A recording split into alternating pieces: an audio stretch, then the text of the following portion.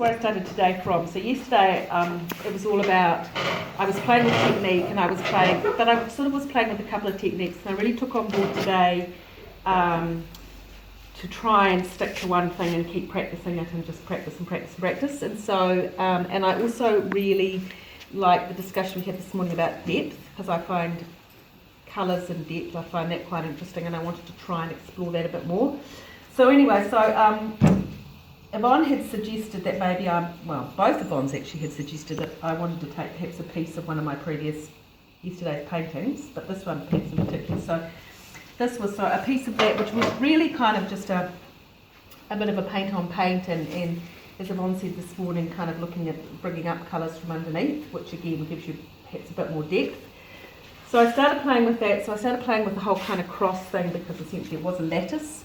And so it wasn't actually, there was a number of them that were actually more latticed, but I quickly discarded those and started focusing in on just a smaller area. Plus I do like crosses.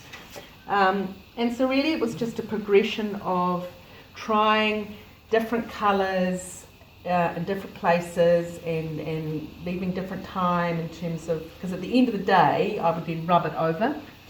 I stuck with blue and yellow and green, although green kind of just made itself up really as I went along, so I did end up with a lot of different sort of greens, so that was quite fun playing with those different colours. And so the cross very quickly became, I suddenly saw that I was starting to get a bit more kind of depth. I could sort of see like little windows or doors. And so then that kind of led me on to the next phase of it, which was then focusing in, perhaps even smaller then, trying to focus in more on the central bit. So again, the technique was still,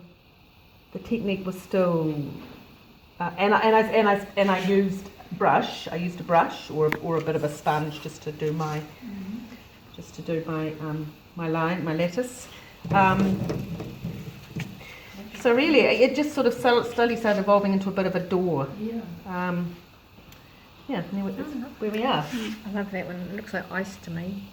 Ah. You had your see-through ice. I just love the colours and the way they move. They actually move within the story.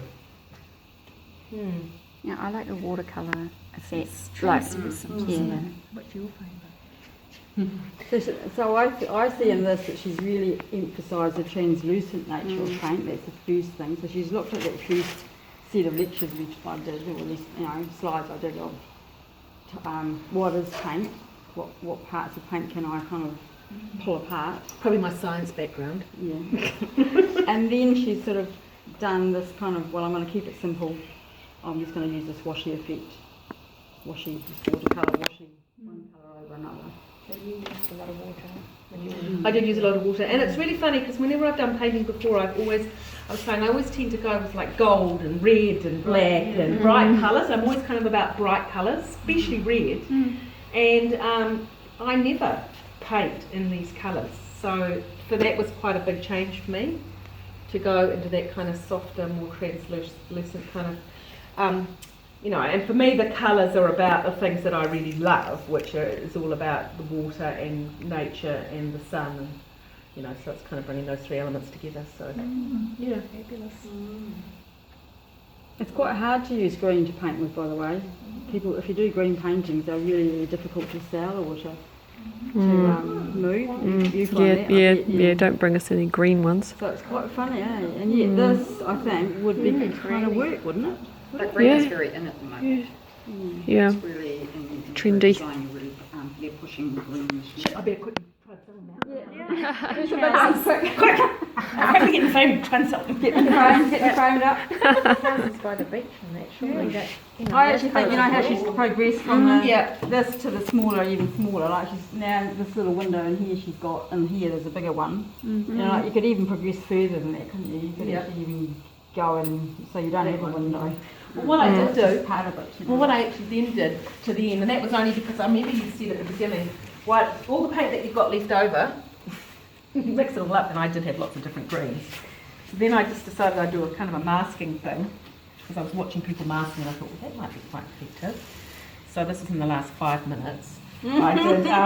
Your I green just- doors. I did. So I The masked. green windows only. So I masked up some bits of paper, and then I just had, you know, the watered down paint that I had, and I just played around with that. Which, funnily enough, It's like this bit up and bigger. yeah, So that piece in yeah.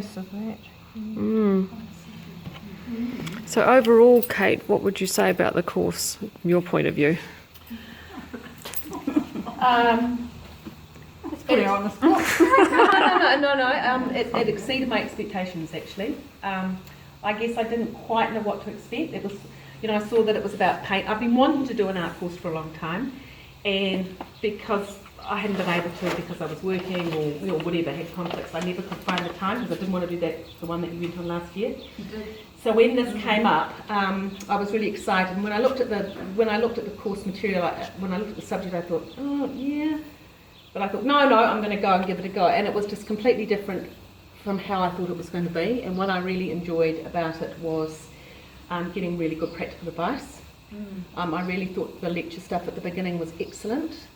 And just lots of different examples. And I really liked the way that both of you were, you know, when you could, went around and kind of mentored people a little bit and kind of tried to steer us. I mean, just in terms of, you know, stick to what you're doing and take a little piece of something and just keep working on that.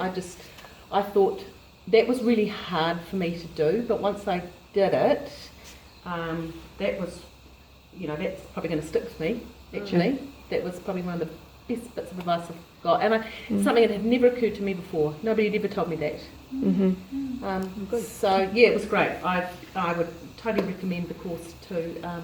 I totally recommend the course to anybody else. Absolutely. Yeah. So if you are planning on running another one, I definitely would endorse it to other people who weren't able to come along. Thank you. Thank you. Well, maybe I should see if I can do one in Auckland.